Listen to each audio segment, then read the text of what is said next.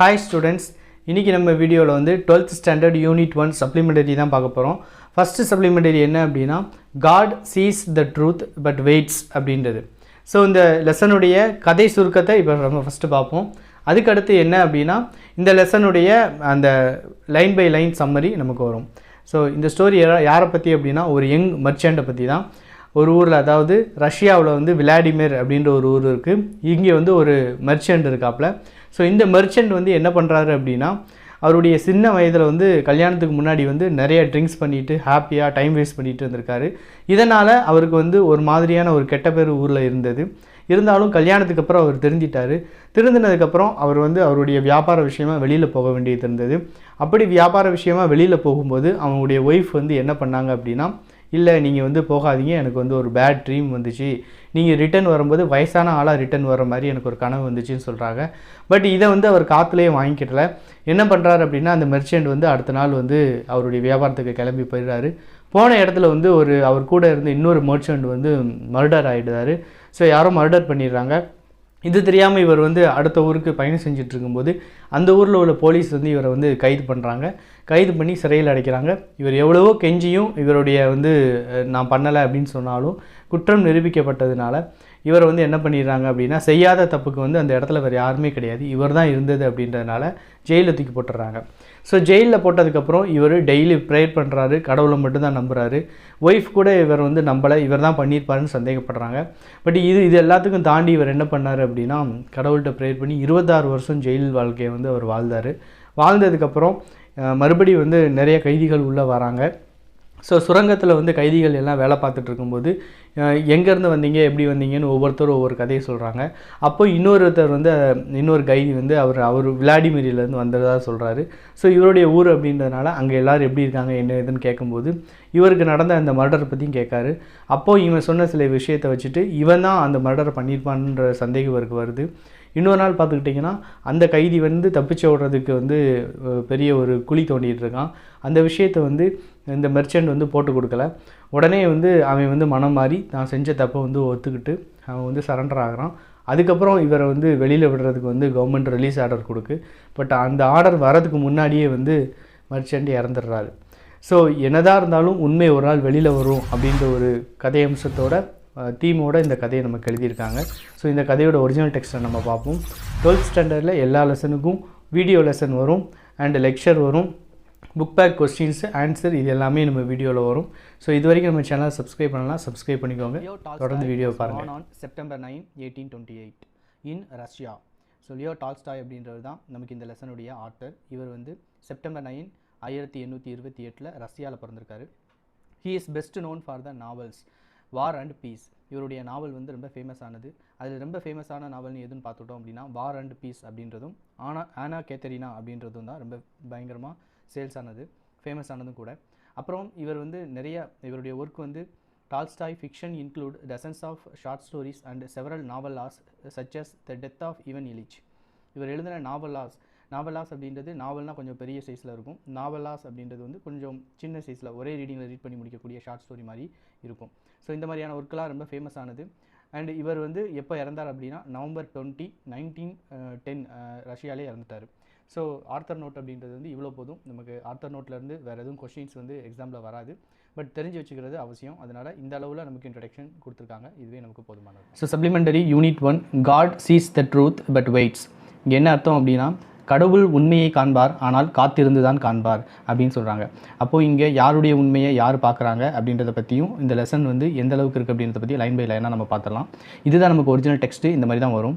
Here is a story about faith, forgiveness, freedom and acceptance of a young merchant named Aksinov who was sent to prison for a crime he didn't commit. என்ன சொல்கிறாங்கன்னா இந்த story அப்படின்றது வந்து ஃபெய்த்தை பற்றினது, மன்னிப்பு வழங்குறதை பற்றினது, ஃப்ரீடமை பற்றினது. யார் அப்படின்னா young merchant, ஒரு இளம் வியாபாரி, அவருடைய பேர் வந்து ஆக்சினோவ். அவர் வந்து எப்படி வந்து அவருடைய செய்யாத தப்பிற்காக பிரிசனில், அதாவது கைதியாக இருந்தார் அப்படின்றத பற்றி தான் இந்த story. Okay.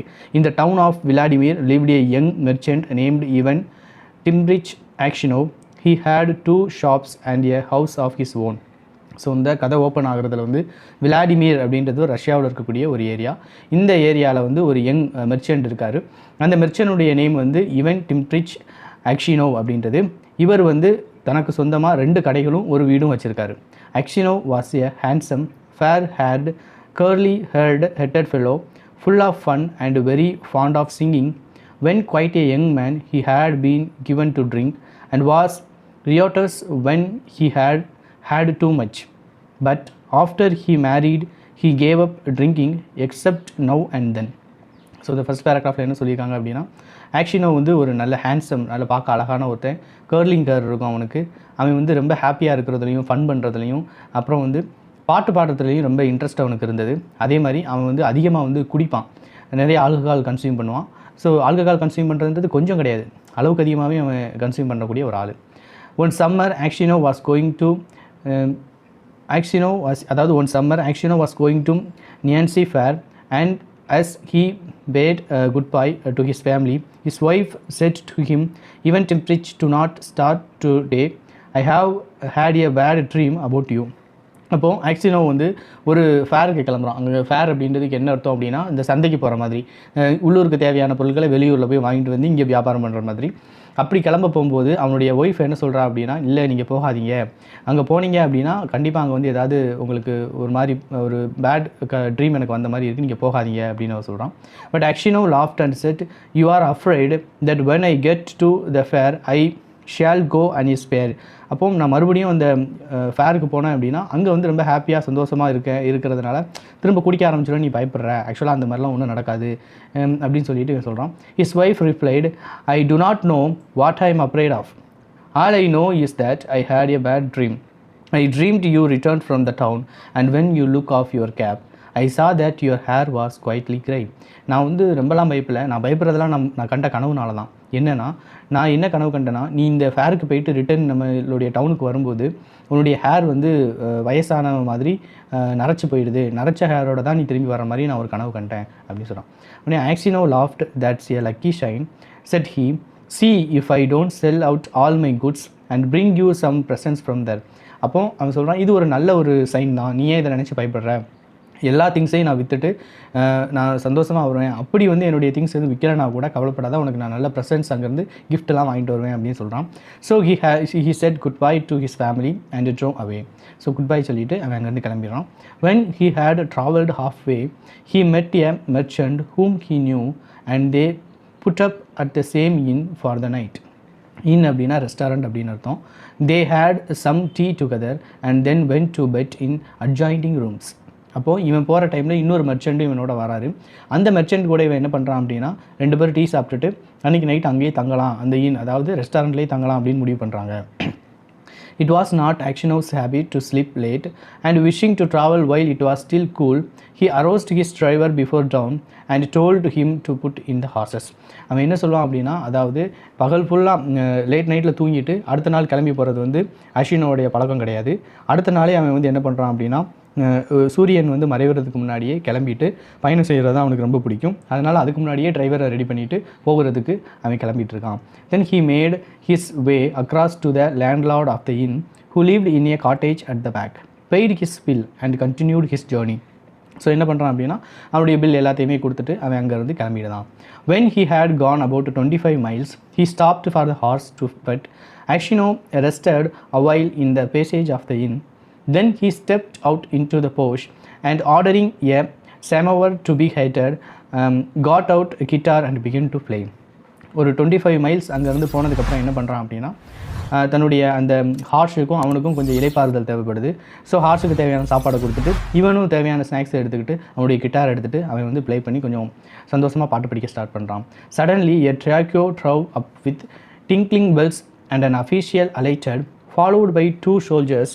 He came to Actiono and began to question him, asking him who he was and whence he came. Actiono answered him fully and said, "Won't you have some tea with me?" But the official went on cross-questioning him and asking him, "Where did you spend last night? Were you alone or with fellow merchant? Did you see the other merchant this morning? Why did you leave the inn before dawn?" So என்ன ஆகுது அப்படின்னா, இவன் அங்கே மெல்ல அவனுடைய டீயை வந்து குடிக்க ஸ்டார்ட் பண்ணிட்டு இருக்கும்போது அந்த இடத்துல வந்து ஒரு குதிரை வண்டி வருது. அது யாருன்னு பார்த்தா கவர்மெண்ட் அஃபீஷியல்ஸ் வராங்க. அந்த அஃபீஷியல்ஸ் வந்து என்ன கொஸ்டின் கேட்காங்க அப்படின்னா, நீ எங்கேருந்து எப்போ கிளம்புன, நீ கடைசியாக வரும்போது உன் கூட இருந்த அந்த மெர்ச்செண்ட்டை நீ பார்த்தியா அப்படி இப்படின்னு கேட்குறாங்க. இவனும் அதுக்கு வந்து ரொம்ப நார்மலாக பதில் சொல்லிட்டு, என் கூட நீங்கள் டீ வேணால் குடிக்கிறீங்களா அப்படின்னு வந்து கேட்குறான்.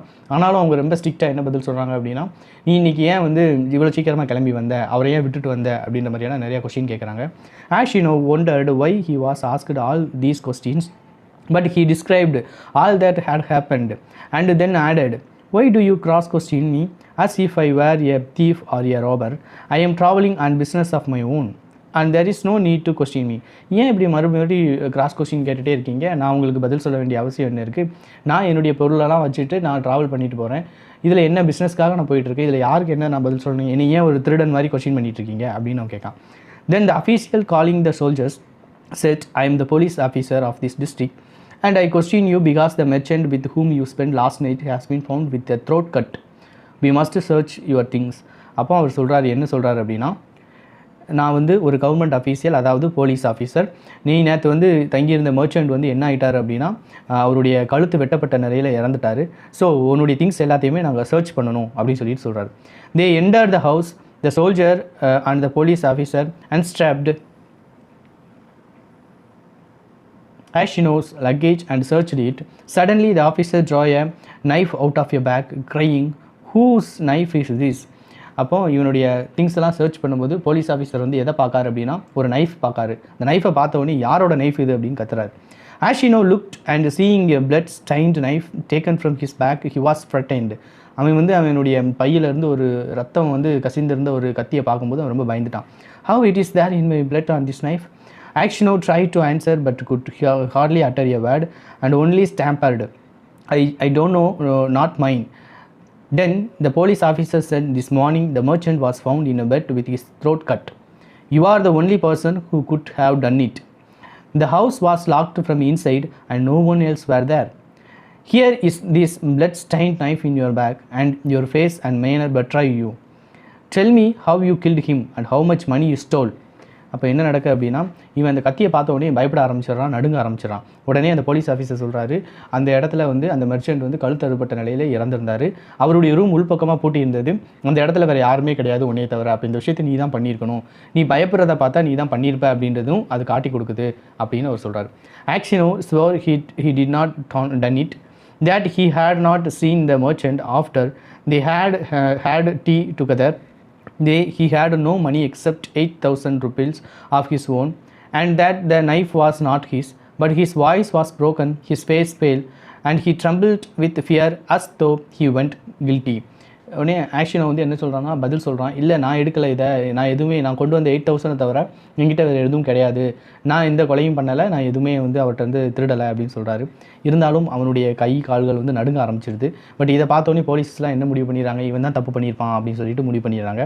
The police officer ordered the soldier to bind Ashino and to put him in the cart as they tied his feet together. So police officer என்ன சொல்கிறாருன்னா, இவனை வந்து கை கால்களை கட்டி அந்த குதிரை வண்டியில் ஏற்றிட்டு போகிறதுக்கு வந்து சொல்லிடுறாரு. அவங்களும் இவரை and flung him into the cart. Ashino crossed himself and whipped. His money and goods were taken from him and he was sent to the nearest town to imprisoned there. Enquiries as to his character were made in Vladimir. The merchant and other inhabitants of that town said that in the former days he used to drink and waste his time, but that he was a good man. Then the trial came on. He was charged with murdering a merchant from a raison and robbing him 20,000 rubles. Rubles அப்படின்றது மணி, ரஷ்யாவில் உள்ள அந்த ரூபாய்க்கு பேர் ரபல்ஸ் அப்படிம்பாங்க. So என்ன பண்ணுறாங்க அப்படின்னா, இவனை வந்து லோக்கலில் இருக்கிற அந்த ஒரு சிறைச்சாலைக்கு கூட்டிகிட்டு போயிடுறாங்க. அங்கே வந்து அவனை அடைச்சி வச்சிடறாங்க. அப்புறம் விளாடிமிருக்கு போய் இவனுடைய கேரக்டர் எப்படிப்பட்டவன்னு விசாரிக்காங்க. அப்படி விசாரிக்கும் போது அங்கே உள்ள மெர்ச்சன்ட் என்ன சொல்கிறாங்க அப்படின்னா, இவன் வந்து கொஞ்ச நாளுக்கு முன்னாடி வரைக்கும் குடிச்சிட்டு இருந்தான், மேரேஜ் முன்னாடி வரைக்கும், ஆனால் அதுக்கப்புறம் கொஞ்சம் குடிக்கிறதெல்லாம் நிப்பாட்டினா நல்ல மனுஷன்தான் அப்படின்னு சொல்கிறாங்க.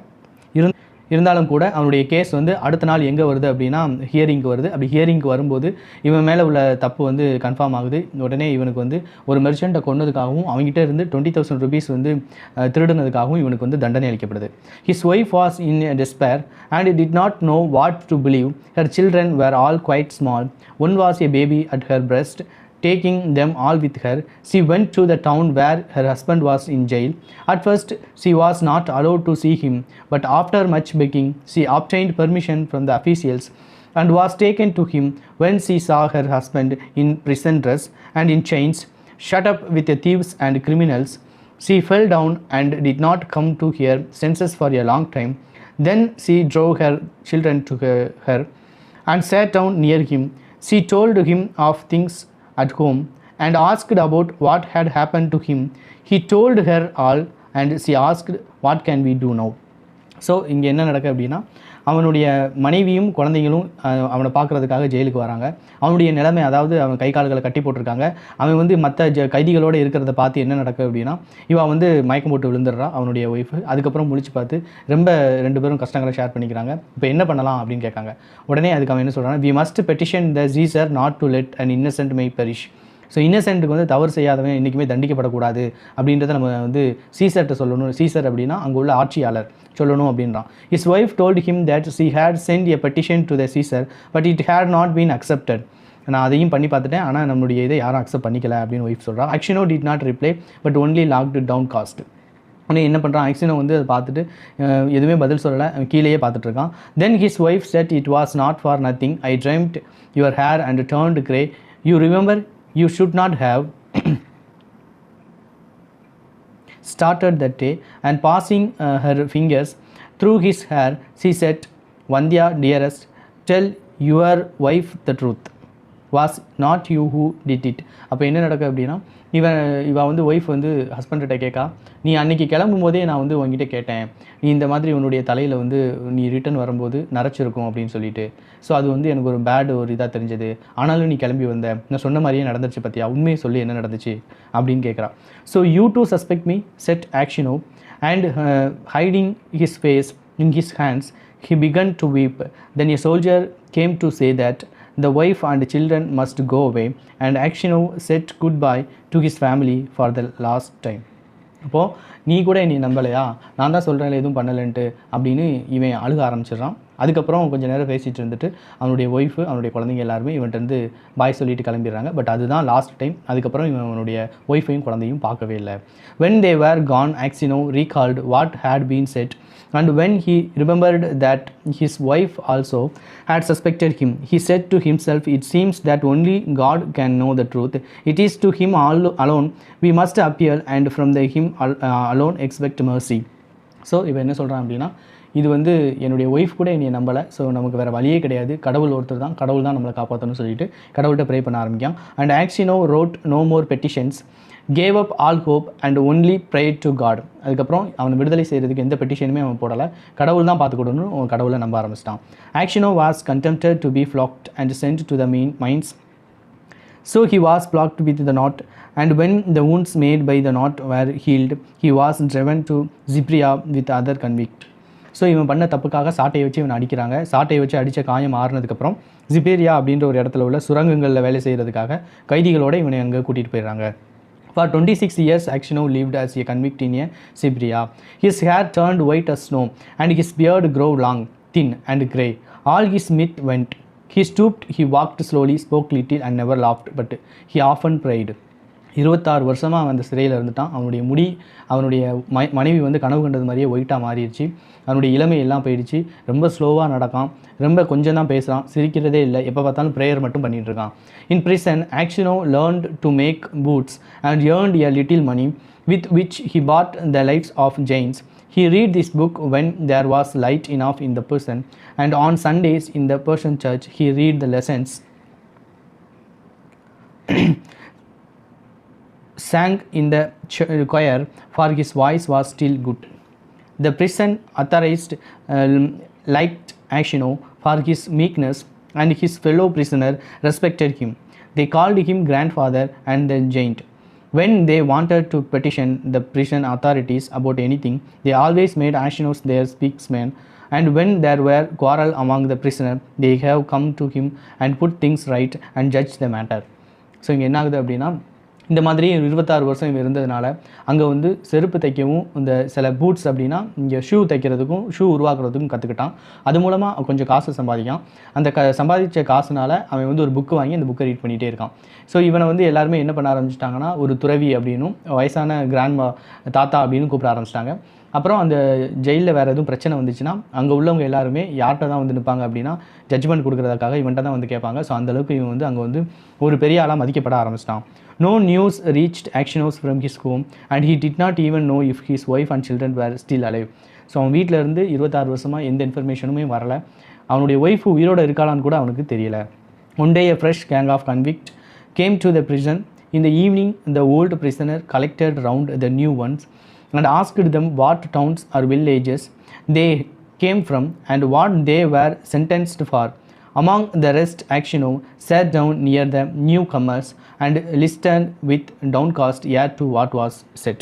அப்போது ஏற்கனவே இருந்த இந்த கைதிகள் போக புதுசாக கைதிகள் வந்து திரும்ப உள்ளே வராங்க. அப்படி வந்தவங்க ஒவ்வொருத்தவங்களும் நீங்கள் எதுக்காக வந்தீங்க, நாங்கள் எதுக்காக வந்தோம் அப்படின்ற மாதிரியான கதைகள்லாம் பேசிகிட்டு இருக்காங்க. One of the new convict, a tall, strong man of 60 with a closely cropped grey beard, was telling the other what he had been arrested. அப்போ அங்கே வந்து ஒரு 60 வயசான ஒருத்தன் வந்து அங்கே கேட்குறான், என்ன நான் எதுக்காக உள்ளே வந்தேன் அப்படின்றத பற்றி அவன் வந்து சொல்லிகிட்டு இருக்கான். என்ன சொல்கிறான் அப்படின்னா, well friends, he said, I only took a horse that was tied to a sledge and I was arrested and accused of stealing. I said I had only taken it to home quicker and had then let it go. Besides, the driver was a personal friend of mine. So I said, it is all right. No, said they, you stole it. But how or where I stole it, they could not say.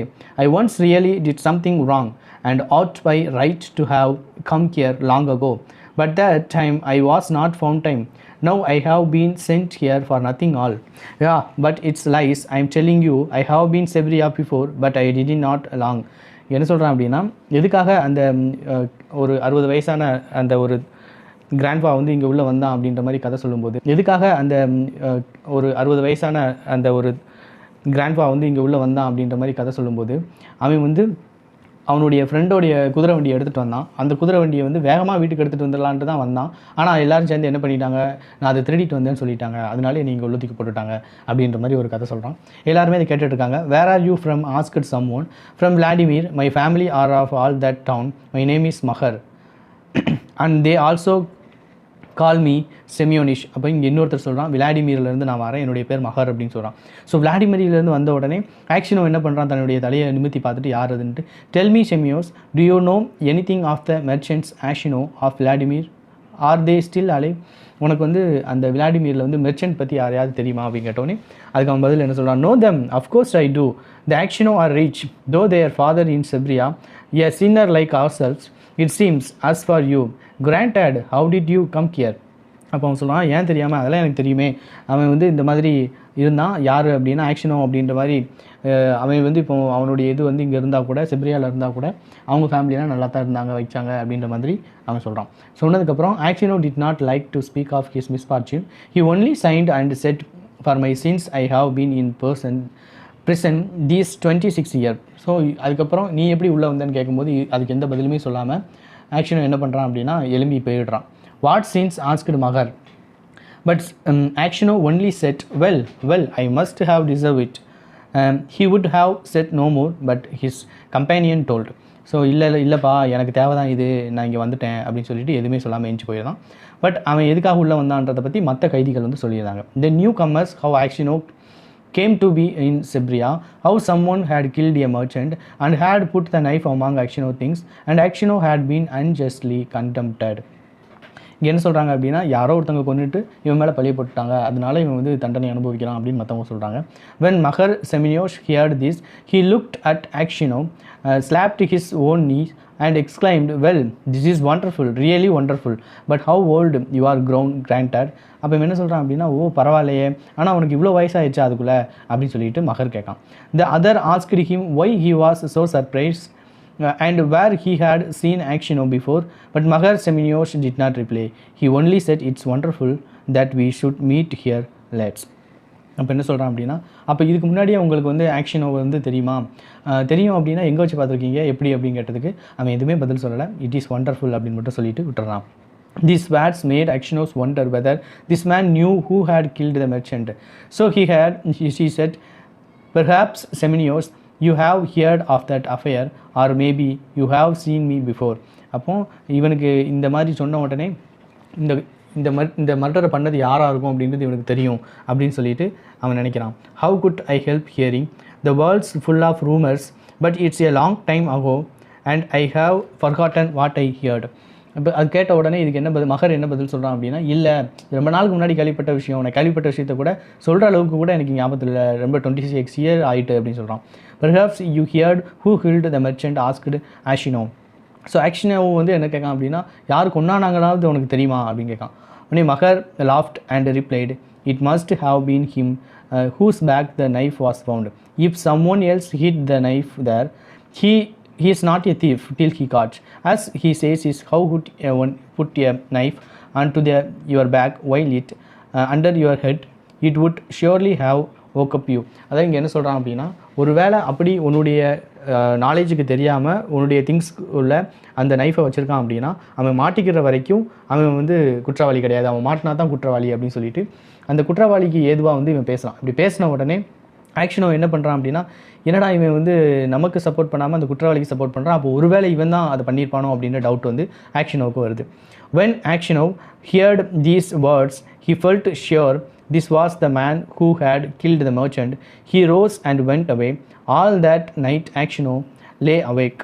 So இதெல்லாம் தெரிஞ்சதுக்கப்புறம் இவன் மேலே சந்தேகம் வந்துச்சு. But சந்தேகம் வந்ததுக்கப்புறம் அன்றைக்கி night ஃபுல்லாக இதை நினச்சிட்டே வருத்தப்பட்டு இருக்கான், தூக்கமே வரல. He felt terribly unhappy and all sorts of image rose his mind. There was the image of his wife and she was when they parted from her to go to the fair. He saw her as if she were present. Her face and her eyes rose before him. He heard her speak and laugh. Then he saw his children quite little as they were in that time, one with a little clock on, another with his mother's breast. And then he remembered himself as he used to young and merry. He remembered how he sat playing the guitar in the porch of the inn where he was arrested, and how free from care he had been. He was in the mind, he peace where he was flat, the executioner and the people standing around, the chains, the convict, all the 26 years of his prison's life, and his premature old age. The thought of it all made him wretched that he was ready to kill himself. So இந்த overall நைட்டில் இவனுக்கு வந்து ஒன்று ஒன்றா ஞாபகத்தில் வருது. என்ன அப்படின்னா, இவன் வந்து அந்த ஃபஸ்ட்டு அந்த வியாபாரத்துக்கு கிளம்பும்போது அவன் ஒய்ஃபை பார்த்தது, அவன் ஒய்ஃப் சொன்னது, அவன் ஒய்ஃபோட சிரிப்பு, அதுக்கப்புறம் இவன் வந்து எந்த மாதிரி கிளம்புறானோ அந்த மாதிரி அவனுடைய எங்கேஜில் உள்ள அந்த இமேஜஸ்ஸு, அவனுடைய குழந்தைங்கள் 2 குழந்தைங்கள், அப்புறம் வந்து அவனை அரெஸ்ட் பண்ணும்போது அவன் எந்த நிலைமையில் இருந்தான், அவன் கிட்டார் வாசிச்சுட்டு இருந்தது, இது எல்லாமே அவனுடைய ஞாபகத்துக்கு வருது. அது மட்டும் இல்லாமல் செய்யாத தப்புக்கு இவனுக்கு வந்து தண்டனை கொடுத்தது, அவன் வந்து அடிபட்ட அதனுடைய வலிகள், இது எல்லாமே ஞாபகத்தில் வந்து கடைசியில் இந்த மாதிரி ஒருத்தன் நமக்கு பண்ணிவிட்டு அவனை கொண்டுட்டா என்ன அப்படின்ற அளவுக்கு அவன் யோசிக்க ஆரம்பிச்சிட்டான். And it's all that villains doing, thought Actiono, and his anger was so great against Maker that he longed for vengeance. Even if he himself should perish for it, he kept repeating prayers all night, but could get no peace during the day. He did not go near Mahar, nor even look at him. So என்ன நடக்கு அப்படின்னா, அவனை வந்து கொண்டுடலாமா அப்படின்னு கூட இவனுக்கு நினப்பு வந்தது. பட் அதுக்கப்புறம் இவனுக்கு அதெல்லாம் ஒரு வில்லன் பண்ணுறது, நம்ம அப்படி பண்ணக்கூடாது அப்படின்னு நினச்சிட்டு அவன் வந்து கொஞ்சம் அமைதியாகிருந்தான். அடுத்த நாள் வந்து மகரை வந்து இவன் வந்து ஃபேஸ் பண்ணவே மாட்டேக்கான், ஈவன் பக்கத்தில் கூட போக மாட்டேங்கிறான். A fortnight passed in this way. Fortnight அப்படின்னா 14 night அப்படின்னு அர்த்தம். அப்போ 14 nightனா 2 வாரம், 14 நாட்கள் வந்து இந்த மாதிரியே போகுது. Actiono could not sleep at night and was so miserable that he did not know what to do. One night, as he was walking about the prison, he noticed some earth that came rolling out from under one of the slaves on which the prisoner slept. He stopped to see what it was. Suddenly, Mahar gripped out from under the shelf and looked up Actiono. அப்போ ஒரு நாள் என்ன நடக்கும் அப்படின்னா, night வந்து ஏதோ அந்த சைடில் வந்து வாக் பண்ணுற மாதிரியும் ஏதோ ஒரு சவுண்டும் கேட்கு. இது யார் அப்படின்னு சொல்லிட்டு முழிச்சு பார்க்கும்போது ஒரு செல்ஃபில் இருந்து யார் வெளியில் வரா அப்படின்னா மகர் வெளியில் வரான். அப்போ மகர் வெளியில் வந்து இங்கே என்ன நடக்குது, என்ன பண்ணிகிட்டு இருக்கான் அப்படின்றத வந்து Actiono பார்க்குறான். பட் அவனுடைய ஃபேஸ் வந்து ரொம்ப ஃப்ரைட்டன்ட் ஃபேஸாக இருக்குது. Actiono tried to pass without looking him, but Mahar seized his hand and told him that he had dug a hole under the wall, getting rid of the earth by putting into the high boots and emptying it out every day on the road when the prisoner were driven to their work. அப்போது நான் இந்த சுரங்கத்தை விட்டு தப்பிச்சு போகிறதுக்கு வந்து ஒரு குழி தோண்டிட்டு இருக்கேன். அந்த தோண்டிட்டு இருக்கக்கூடிய குழியில் உள்ள மண்ணை வந்து என்னுடைய ஷூக்குள்ளே உள்ளே போட்டுட்டு அதை நான் வெளியில் போகும்போது வெளியில் தட்டிடுவேன். ஸோ இந்த மாதிரி பண்ணி நான் அதை விட்டு தப்பிக்கிறதுக்கு வழி பண்ணிகிட்ருக்கேன். Just you keep quiet old man and you shall get out too. If you blab, there will flock to life out of me, but I will kill you first. So நீ இந்த மாதிரிலாம் பண்ணாத, இந்த மாதிரி நீ நான் இங்கே நடந்தது வந்து வெளியில் சொன்னேன் அப்படின்னா சாகிற வரைக்கும் என்னை வந்து சவுக்கால் அடிப்பாங்க, அப்படி அடித்து என்னை வந்து கொன்னுடுவாங்க, பட் அதுக்கு முன்னாடி நான் உன்னை கொன்னுடுவேன் அப்படின்னு மிரட்டுறான்.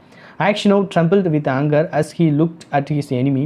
He threw his hand away, saying, I have no wish to escape, and you have no need to kill me. You killed me long ago. As to telling of you, I may do so or not, as God shall direct. So அவர் என்ன சொல்கிறாங்கன்னா, எனக்கு வந்து இந்த ஜெயிலை விட்டு தப்பிச்சு விடணும்னு ஆசை எதுவும் கிடையாது. அதே மாதிரி நீ என்னை கொல்லவும் முடியாது. ஏன் அப்படின்னா நீ என்னை ரொம்ப நாளுக்கு முன்னாடியே கொன்னுட்ட. ஸோ உன்னை நான் சொல்கிறதும் சொல்லாததும் கடவுள் கையில் தான் இருக்குது அப்படின்னு அவர் சொல்லிடுறாரு.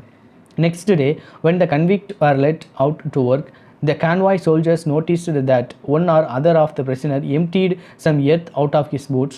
The prison was searched and the tunnel found.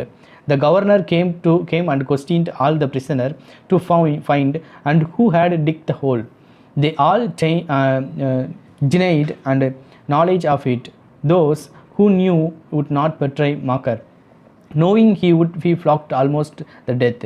At last, the governor turned to Actiono, who he knew be a just man, and said. So என்ன ஆகுது அப்படின்னா, அந்த டனலில் வந்து குழி தோண்டிட்டு அந்த டனலில் உள்ள மண்ணை வந்து வெளியில் போட்டிருக்கதை வந்து சோல்ஜர்ஸ் பார்த்துட்டாங்க. ஸோ பார்த்துட்டு அடுத்த நாள் வந்து வேலைக்கு போயிட்டு வந்த அந்த ஸ்லேவ்ட்டெல்லாம் விசாரிக்காங்க. அப்படி விசாரிக்கும் போது யாருமே வந்து மகரை காட்டி கொடுக்கல. ஏன் மகரை காட்டி கொடுக்கல அப்படின்னா, அப்படி காட்டி கொடுத்துட்டா அவன் சாகுற வரைக்கும் அவனை வந்து சவுக்கால் அடிப்பாங்க. ஸோ அவனுக்கு வந்து எதுக்குது அப்படின்னு சொல்லிட்டு அந்த இதை பதில் சொல்லலை. ஸோ கவர்னர் என்ன பண்ணுறாரு அப்படின்னா, ஆக்ஷனோட்ட கேட்காரு. ஏன்னா ஆக்ஷனை வந்து உண்மையை சொல்லிடுவான் அப்படின்னு சொல்லிட்டு, இதை பண்ணது யாருன்னு உனக்கு தெரியுமா, நீ சொல்லு அப்படின்னு சொல்லிட்டு ஆக்ஷனோட்ட கேட்கும்போது ஆக்ஷனோ என்ன பதில் சொல்கிறான் அப்படின்னா, you are a truthful old man, tell me before God who dug the hole. Magar stood as if he were quite unconcerned, looked at the governor and not so much, and glancing at Actiono. Actiono's lips and hands trembled, and for a long time he could not utter a word. He thought, why should I screen him who ruined my life? Let him pay for what I had suffered. But if I tell, they will probably flog the life out of him. Maybe I suspect him wrongly, and after all, what good would it be to me? So அதுக்கு இது கேட்ட உடனே வந்து ஆக்ஷனை வந்து என்ன யோசிக்கான்னா, மகரை வந்து சொல்லி கொடுத்துறாமான்னு யோசிக்கான். அப்படி சொல்லி கொடுத்தா என்ன நடக்கும், மகர் வந்து இறந்து போயிடுவான். ஸோ இப்படி பண்ணுறதுனால எனக்கு என்ன யூஸ், எனக்கு என்ன நடக்க போகுது, ஒருவேளை அவன் தான் அந்த கொலையை பண்ணானா அப்படின்றத நான் தப்பாக கூட வந்து ஜட்ஜ் பண்ணியிருக்கலாம். ஸோ இதனால் என்ன ஆக போகுது, எனக்கு ஒருவேளை அவன் தப்பு பண்ணியிருந்தாலும் அதுக்குண்டான பனிஷ்மெண்ட் அவனுக்கு கிடைக்கும், நம்ம சொல்கிறதுனால என்ன ஆக போகுதுன்னு யோசிச்சுட்டு, well old man repeated the governor, tell me the truth who has been digging under the wall. மறுபடியும் அவர் கேட்காரு, நீங்கள் பதில் சொல்லுங்கள், யார் இதை பண்ணது அப்படின்னு கேட்கும்போது ஆக்ஷனோ கிளான்ஸ்ட் at Magar. I cannot say, your honor. It is not God's will that I should tell. Do what you like with me. I am your hands. இப்போ என்ன சொல்கிறாரு அப்படின்னா, இல்லை யுவர் ஆனர், என்னால் அதை சொல்ல முடியாது, கடவுளுக்கு நான் சொல்கிறதுல விருப்பம் இல்லை. ஸோ உங்களுக்கு ஒரு வேளை ஏதாவது பண்ணணும்னா என்ன வேணாலும் பண்ணிக்கோங்க அப்படின்னு சொல்கிறாரு. அதுக்கப்புறம் however much the governor tried, Actiono would say no more, and so the matter had been left. So எவ்வளோ கேட்டாலும் வந்து ஆக்ஷனை பதில் சொல்லாததுனால சரி அப்படின்னு சொல்லிட்டு இந்த மேட்டர் அப்படியே விட்டுறாங்க. That night, when Actiono was laying on his bed and just beginning doze, someone came quietly and sat down on his bed. He peered through the darkness and recognized Mahar. So அன்றைக்கி night வந்து தன்னுடைய பெட்டில் வந்து இவர் படுத்திருக்காரு. ஆக்ஷனோ படுத்திருக்கும்போது அவன் பக்கத்தில் யாரோ வந்து உட்காடுறாங்க. யாருன்னு போய் பார்த்தா அது வந்து Makar. What more do you want from me, asked Aksionov. Why have you come here? Makar was silent. So Aksionov sat up and said, what do you want, go away or I will call guard. So உனக்கு இதுக்கு மேலே என்ன செய்யணும், அதான் நான் செய்ய வேண்டிய எல்லாத்தையுமே செஞ்சுட்டேனே, திரும்பவும் ஏன் நீங்கள் வந்து உட்காந்துருக்க, ஒழுங்கு மரியாதையை போறியா இல்லை நான் மற்ற சோல்ஜர்ஸை கூப்பிடவா அப்படின்னு கேட்கார். Makar bent close over Aksionov and whispered, Ivan Dmitrich forgive me. What for, asked Aksionov. உடனே அவன் இன்னும் பக்கத்தில் வந்து என்னை மன்னிச்சிடுங்கன்னு சொல்கிறான். எதுக்காக வந்து நீ மன்னிப்பு கேட்க அப்படின்னு அவன் கேட்கான். It was I who killed the merchant and hide the knife among your things. I meant to kill you too, but I heard a noise outside. So I hid the knife in your bag and escaped out of the window. அந்த மெர்ச்சண்ட்டை கொன்னது வேறு யாரும் கிடையாது, நான் தான். அன்றைக்கி உன்னையும் நான் கொல்லணும்னு தான் நினச்சேன், ஆனால் வெளியில் சவுண்டு கேட்டதுனால மெர்ச்சண்ட்டை மட்டும் கொண்டுட்டு நான் அந்த வெளியில் கத்தியை உன்னுடைய திங்ஸ்குள்ளே வச்சுட்டு ஓடி போயிட்டேன். Actiono was silent and he did not know what to say. Mahar slid off the bed shelf and kneeled upon the ground. Even Timprich sat He forgive me for the love of God. Forgive me. I will confess that it was I who killed the merchant, and you will be released, and can you go to your house. உடனே என்ன சொல்கிறார் அப்படின்னா, என்னை மன்னிச்சிடுங்க, கடவுளுக்காகனாலும் என்னை மன்னிச்சிடுங்க, நான் வந்து என்னுடைய செய்த தப்பை வந்து உணர்ந்துட்டேன், என்னுடைய தப்பை நான் உங்ககிட்ட சொல்லிடுறேன், நீங்கள் வந்து விடுதலையாகி உங்களுடைய ஃபேமிலியோட இணைஞ்சிடலாம், உங்கள் வீட்டுக்கு போகலாம் அப்படின்னு சொல்கிறார். It is easy for you talk said ஆக்ஷனும், but I have suffered for you these 26 years. Where could I go to now? My wife is dead and my children have forgotten me. I have nowhere to go. எவ்வளோ ஈஸியாக சொல்லிட்டேன். என்னுடைய wife உயிரோடு இருக்காளா இல்லைன்னு, என் wife maximum செத்துருப்பா, என் குழந்தைங்களும் என்னை மறந்துட்டாங்க, நான் எங்கே போக, எனக்கு போகிறதுக்கு எந்த இடம் இருக்குது அப்படின்னு சொல்கிறார். Maher did not rise but bent his head and floor. Even forgive me, he cried. When they flogged me with not, it was not so hard to bear as it is to see you now. Yet you had pity on me and did not tell. For Christ's sake forgive me, rich that I am. And he began so இவர் என்ன தான் சொன்னாலும் அவன் வந்து எழும்பவே இல்லை. என்னை மன்னிச்சிருங்கன்னு கத்துறான். தரையில், அதாவது ஃப்ளோரில் வந்து தன்னுடைய ஹெட்டை வந்து முட்டி அழுகிறான். When Ashino heard him sobbing too, began to weep. God will forgive you, said he. Maybe I am 100 times worse than you. And at these words his heart grew light, and the longing for home left him. He no longer had any desire to leave the prison, but only hoped for his last hour to come. அப்போது இவன் அழுகிறத பார்த்துட்டு அவரும் என்ன பண்ணுறாரு அப்படின்னா அழுதுட்டு கவலைப்படாத, கடவுள் உன்னுடைய பாவத்தை மன்னிப்பாருன்னு சொல்லிட்டு, எனக்கு இங்கேருந்து வெளியில் போகிறதுக்கு எந்த விருப்பமும் கிடையாது, நான் இங்கே இருக்கிறது, நான் ஒருவேளை வெளியில் போயிருந்தால் உன்னை விட பெரிய பாவங்களை கூட செஞ்சுருக்க வாய்ப்பு இருக்குது. ஸோ இத்தனை நாள் நான் இங்கே இருந்திருக்கேன், இப்போ நான் விரும்புகிறதுலாம் என்னுடைய கடைசி காலங்கள் மட்டும்தான். ஸோ என்னுடைய கடைசி காலங்கள் இங்கே எனக்கு கழிஞ்சால் போதும் அப்படின்ற மாதிரி அவர் சொல்கிறாரு. In spite of what Aksionov had said, Makar Semyonich confessed his guilt, but when the order for his release came, Aksionov was already dead. So இருந்தாலும் நீ வந்து உன்னுடைய தவறை வந்து நீ சொல்லாத அப்படின்னு சொல்லியிருந்தா கூட, மகர் என்ன பண்ணுறான் அப்படின்னா தன்னுடைய தவறுகளை வந்து போய் சொல்லிடுறான். ஸோ அவன் செஞ்ச தப்புக்கு அவனுடைய தண்டனை வாங்கிக்கிறான். ஆக்ஷனோவுக்கு வந்து என்ன ஆகுது அப்படின்னா, அவர் வந்து ரிலீஸ் பண்ணுறதுக்கு உண்டான ஆர்டர் இஷ்யூ பண்ணிட்டாங்க. பட் அந்த ஆர்டர் வந்து சேர்கிறதுக்கு முன்னாடியே வந்து ஆக்ஷனோ வந்து ஆல்ரெடி இறந்துட்டாரு.